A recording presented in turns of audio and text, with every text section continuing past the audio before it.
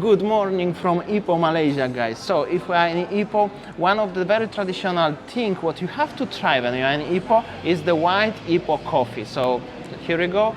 Cheers, guys.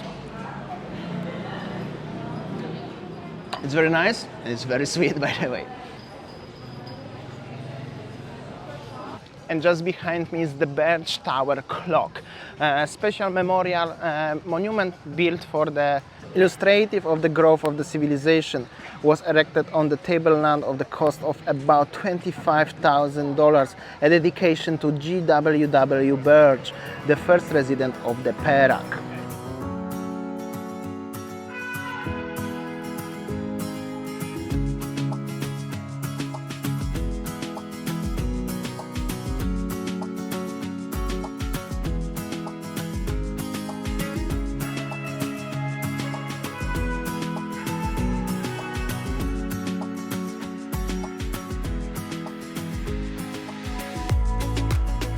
Alright, and just after coffee, gonna explore a little bit of the Ipoh City. Ipoh City is like a small town in the western north part of Malaysia.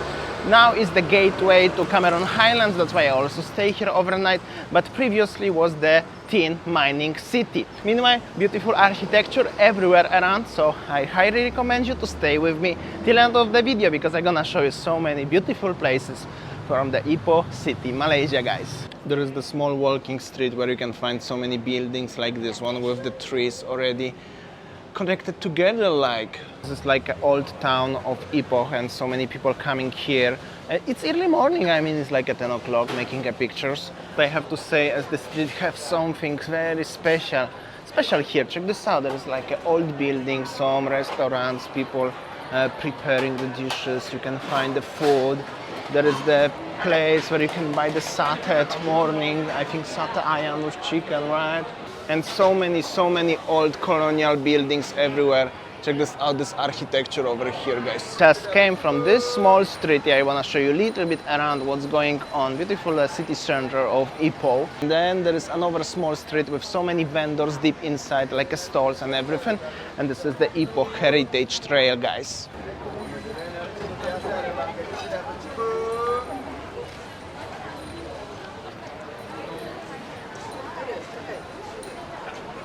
And just at the beginning, when you enter, you have a really beautiful mural over here. Check this out, this lovely couple. And generally, the street is currently full of the stalls selling any kind of things, starting from the lemonade, handmade, from the hats, sunglasses, and flowers even, or many other things. Also, it's quite busy. It's Sunday morning, and it's really nice place to be. Gonna show you a little bit around, but I have to agree, this is quite busy over here today.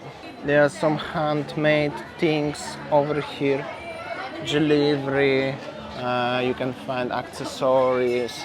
There's like a boutique with the shop, boutique with the clothes or any other accessories. Some culinary also over here. Here we go, what they are doing. Rendang Tok Maknik, 1959. Really nice. Chendol durian. This is like some sort of sugar drink with durian, of course.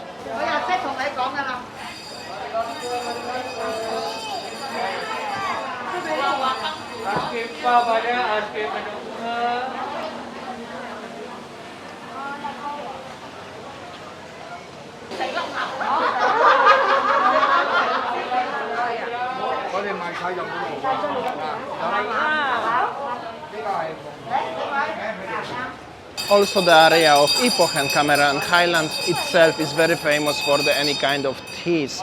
They're producing the tea here in Malaysia, so here is the shop. I also would like to show you a little bit inside what you can expect. This is like a porcelain actually here inside, very beautiful boutique. Alright, so this lovely lady showed me the green tea, this one. I will try, alright? Alright, so if you're gonna came here, you can also try. I highly recommend it to buy some. Alright, cheers. So hot. Poland. Oh, I bring the Poland and no Holland. Poland, not Holland. Poland, yeah, not the Netherlands. Europe. It's Europe, next to Germany. Oh.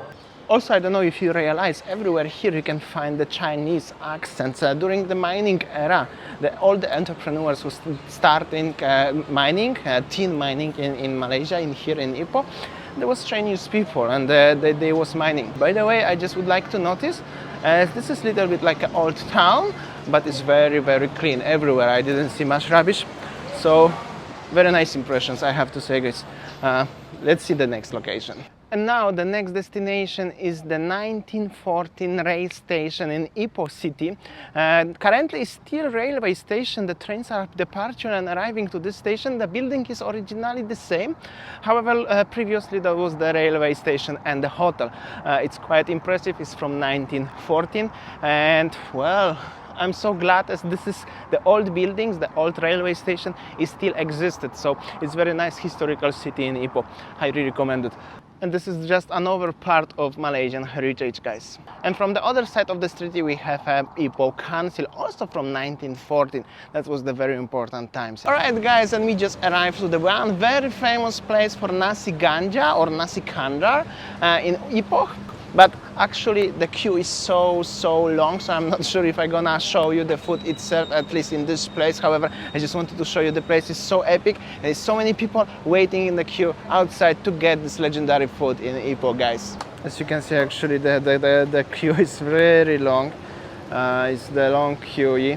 People coming all the time in and in. And this is the place itself. As you can see, so many people.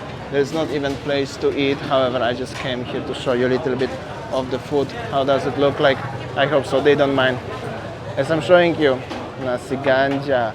Simply the rice with chicken curries and eggs. And if you're in case interested why it's called Nasi Ganja, just simply because it's so addictive. So once you try, you're gonna come back all the time. And I don't wanna risk that too much, because what I gonna do if I leave Malaysia? I will have to move here and live permanently and eating that every day. Alright, if so no Nasi Ganja, let's try the chicken rice. Here in the Ipoh Center, the name of the place is Lo Wong. However, because it's Sunday and it's still school holidays, it's so busy. I mean, it's just literally such a long queue. It's so hot out there. It's such a long queue, and it's just simply no space to find this. That means the place is very successful. Highly recommended. I really wish to try. However, I don't think so. I can afford to waiting for that in the heat on today's occasion. Except that this lovely restaurant, there is the city center as well, and it's so many other selections of the restaurants. As you can see, everywhere is so many just people, so many tourists. They are coming all the time. But that means it's as good as the tourism in Malaysia is bouncing back, and it's very fast movement. And just outside the city, maybe 5-10 minutes of drive by car, you can find so many beautiful Chinese temples just built at the bottom of the beautiful cliffs, guys. This is the first one. Here we go, guys. Just at the bottom, lime cliff, pretty nice. And well, I never saw actually the big Chinese temple like this one next to the lime cliff. Always been in Batu Caves in KL, so also another interesting place to visit when you are in Ipoh, guys. Outside we have very interesting park with the formation of the rocks. Of course, some koya fish inside, and the background of the Chinese looking building. Not sure if it's part of the temple, and just at the bottom of the cliff, guys.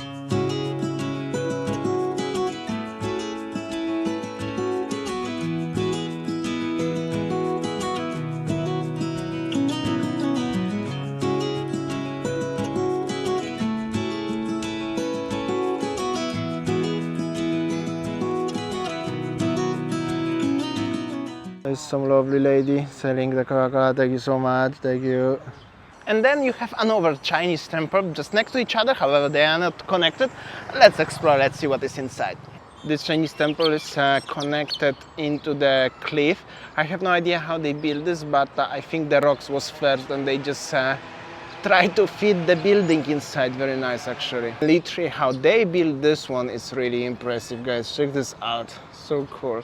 Also, decorations are really nice, of course.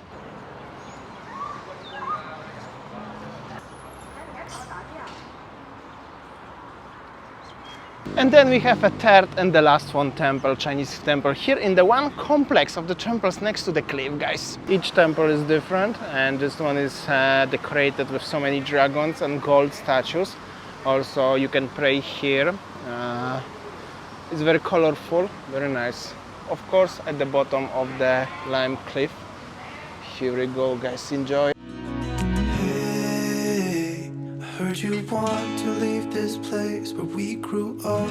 This old town, just leave it all behind. The river's gonna cry when you're gone. This is one of the tourist attractions here, just outside the temples. The stalls were selling the kind of pomelo, and all the sellers, they are actually Chinese ladies. This is like a marketing strategy. Many people coming just to having a look, we chat. Of course, some people like these pomelos and you can buy it, but in general, this is like a kind of attraction. So you have like a 20 stuff. Yo, uncle. So many stuff and so many happy people to show you, to wave to you. In general, just you come here and make them happy as you are visiting them.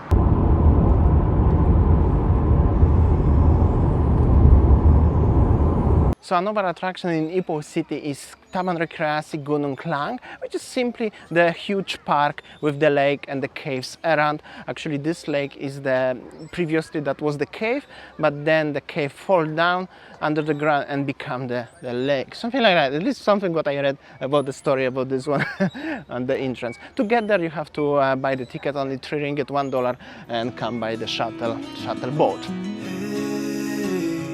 Heard you want to leave this place where we grew up. This old town, just put it all behind. Remember you and I would always find somewhere to hide when we were kids, so we could see and hear the water run. The river's gonna cry when you're gone.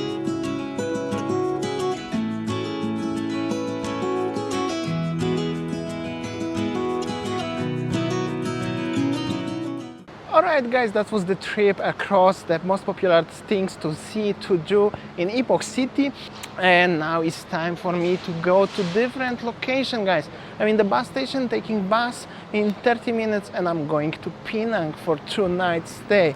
I hope so you're gonna enjoy and meanwhile follow my journey. I let you down, and I know that I was not always around. I made you feel alone. You spent most of your nights just sitting on your own. I should have done so much more, like giving you the things you asked me for. And I know I was wrong. It's what I try to tell you with my song, tell you with my song.